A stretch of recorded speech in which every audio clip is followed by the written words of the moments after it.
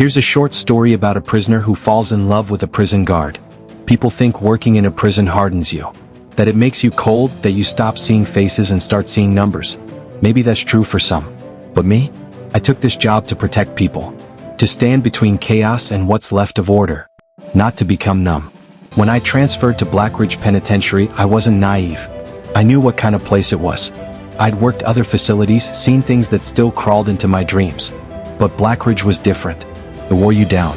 The men here had long sentences and longer silences. And the guards? Most had stopped caring years ago. I kept to myself, did my rounds, followed every protocol to the letter. That's how you survive. No favors, no emotion. Then I noticed inmate number 312078, Damon Cross. He didn't talk much, didn't provoke anyone. He watched, and when he wasn't watching, he was sketching.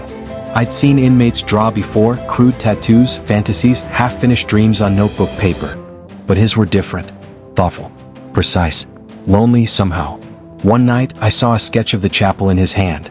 The shading was perfect. I asked if he drew often, and he answered with something that stayed with me, only when I want to remember something the world wants me to forget. I couldn't shake that line. After that, I started noticing more. The way he listened when I spoke. The way he never asked for anything even when he clearly needed it.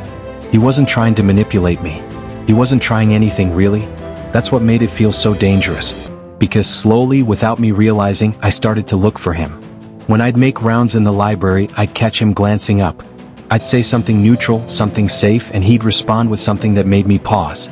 He didn't talk like the others. He didn't pretend. His words had weight. Like he was always apologizing for something no one else saw. I tried to fight it.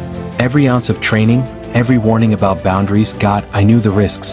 But I also knew what it felt like to be seen in a world built to ignore you.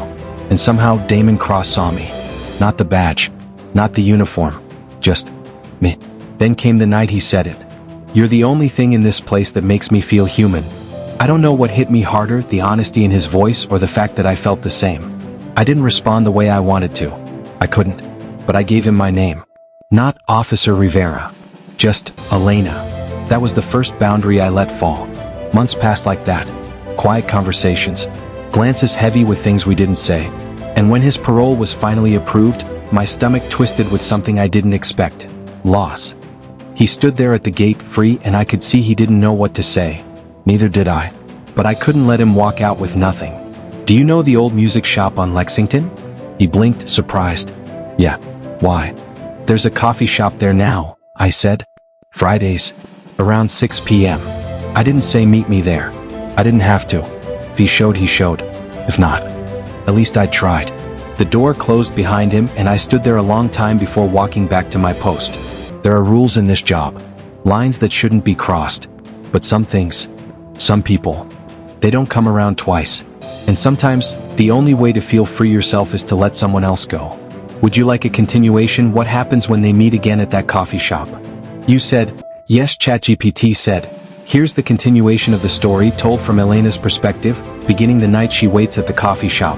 Title, The Coffee Shop on Lexington, Part 2 of The Quiet Between Us. I almost didn't go.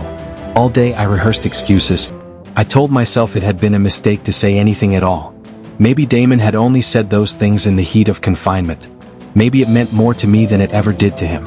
Maybe he wouldn't come. But I went. It was a small place, wooden floors, mismatched chairs, the smell of espresso and something cinnamon sweet. The kind of quiet that made your thoughts louder. I chose a corner table facing the entrance and ordered a coffee I wouldn't drink. It was 5:52 p.m. I watched the door open for strangers. A couple with a stroller. A teenager on a phone. A man who looked like Damon for half a second, before turning and revealing the wrong jawline. At 6:05 I told myself to wait 10 more minutes. At 6:15 I checked my watch again. At 6:23 I finally accepted it. He wasn't coming.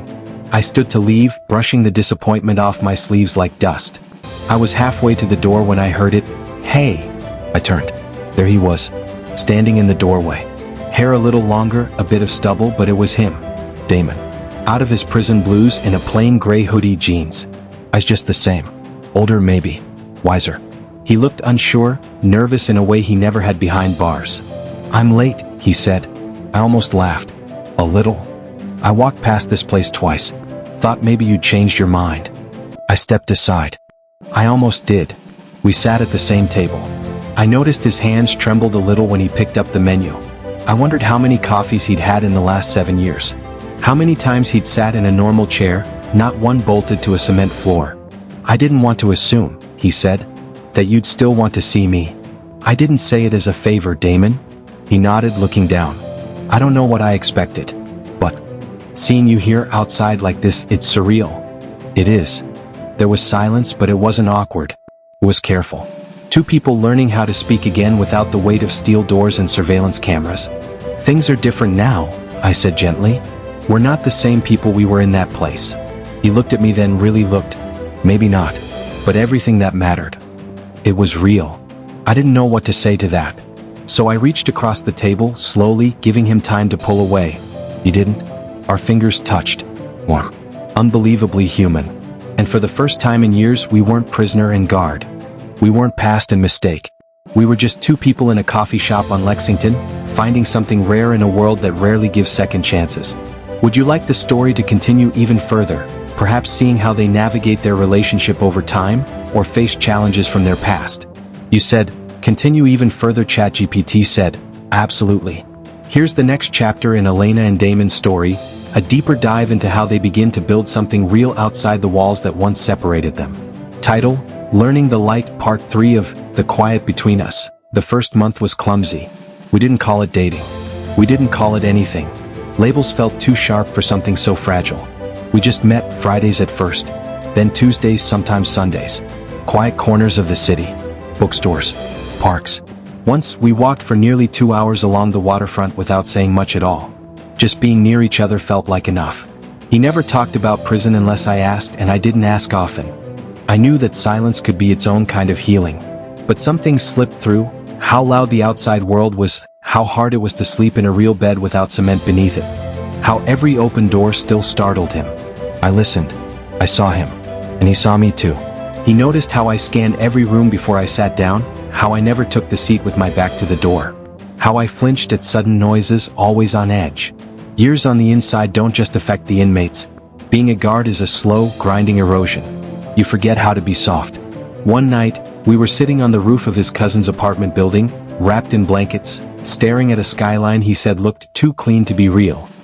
He turned to me and said, "You don't have to always be strong, you know?" I blinked. What? You're always bracing for something. Like you think if you let your guard down, everything will fall apart. I almost denied it. But instead I said, "That's because it usually does." He reached for my hand and said quietly, "Not this time." Still, the world doesn't forget easily. A few weeks later, I was called into a meeting with Internal Affairs. Someone had seen us. A former guard from Blackridge. The rumors were flying. They didn't accuse me of breaking any laws, but the implication was clear. Bad judgment.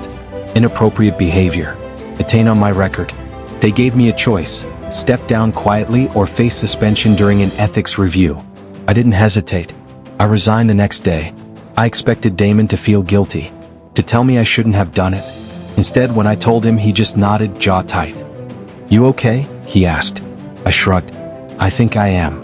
"I don't want you losing your life over me, Elena." I didn't lose anything. I just stopped pretending I was still the person I was in there. That night, he pulled me close, really close, and we stood like that for a long time. Two people trying to unlearn the weight they'd carried for too long. A year passed. Damon started teaching art classes at a community center. He wasn't supposed to lead at first, just assist. But the kids loved him. He had patience no one expected. One day, he drew a sketch of a boy's missing dog from memory. They found it the next day. People started seeing him for who he was now, not who he used to be. And me?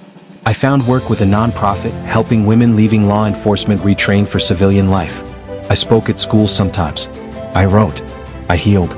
And we built something. Not perfect, not fast, but real. On a rainy Thursday in April, Damon stood in the kitchen, hair damp, shirt covered in charcoal dust. He looked at me and said, "You know, I used to think I'd never be free, even after I got out. But I was wrong." "Yeah?" I asked, smiling. He nodded. "Freedom isn't walking out of a prison. It's walking towards something that matters." He stepped closer. "You're what matters, Elena." And then, without ceremony or speeches or rings, we just held each other. Two people who'd survived the worst parts of themselves. Who found, somehow, in a place built on rules and walls and silence, a connection no one expected.